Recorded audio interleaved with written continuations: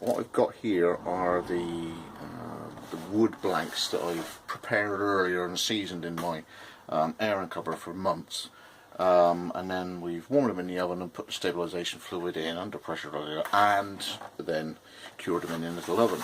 And when they come out of the tin foil, when they're on the tray, they're in this sort of plasticized bits with a little bit of bleed out.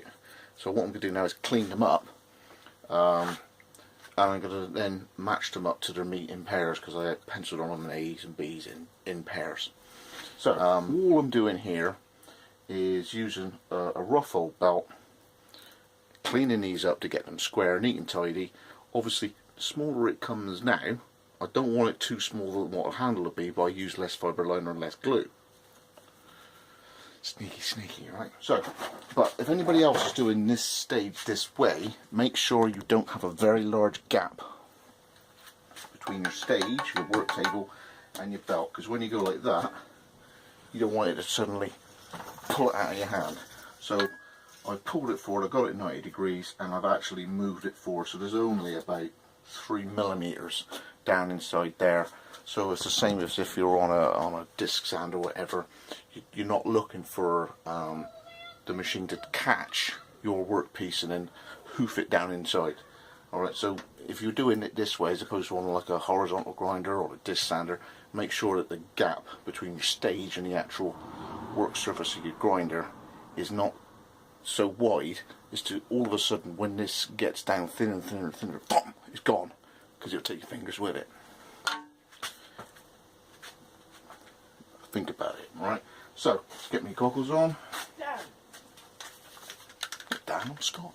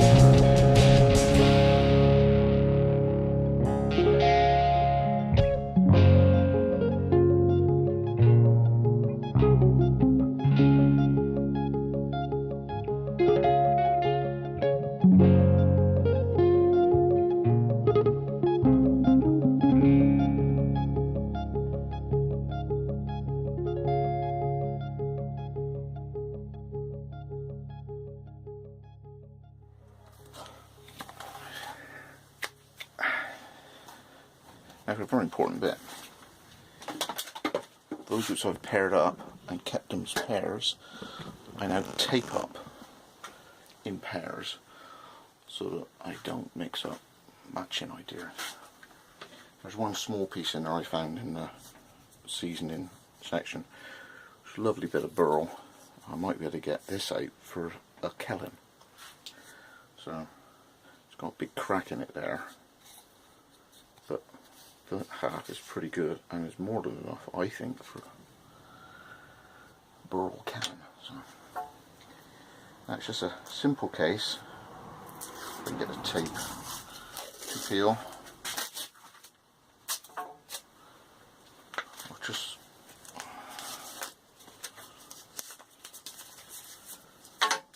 bundle them up in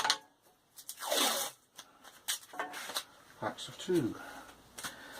Now, as they went through the planer together, they're actually thickness matched. So as I went through with that batch of 5 loads of 2, I start with the thickest one at one end, the thickest one.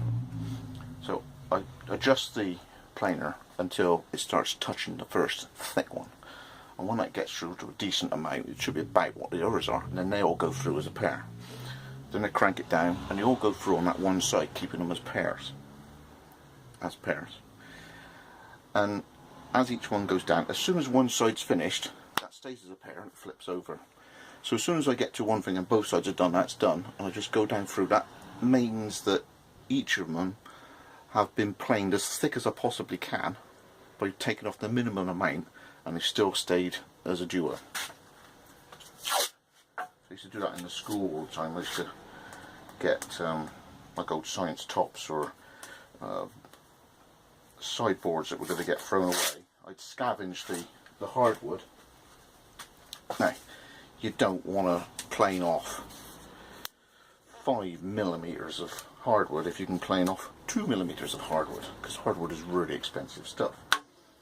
So I got in that. I've just been able to get in the swing of having loads of different things and just keeping the batches together so that that precious material, as it's being reclaimed from sideboards or tables or whatever, I'm able to use it in the department for the students' projects without all getting them down to,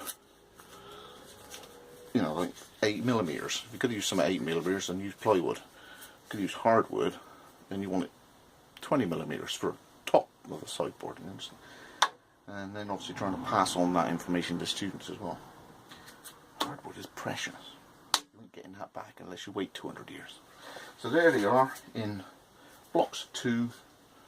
A special one there which I'll just glue all together in one go with some liner and then cut it up at the last minute. And I'll have a couple of nice scales, I think, for a Kellen. So, what am I doing tonight? It's 5 o'clock now. So, these will now be just prior to gluing, so I'll do that tomorrow. I cleaned up with a bit of acetone left to evaporate away, and then it'll be prepping the fibre liner sheet, which hopefully I'll get back in the next couple of days from Nuttles. So thanks for joining me again. Scott from Wessex Blades. Bit of an insight into scale preparation. It's getting it as a matched pair in terms of thickness and grain appearance. So he's paired with that one. That's going to be a cracker, that one.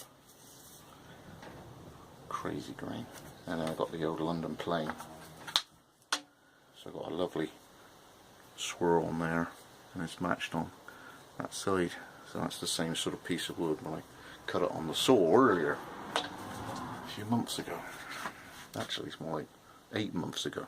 So thanks for joining again, and see you in the next part as soon as I upload it.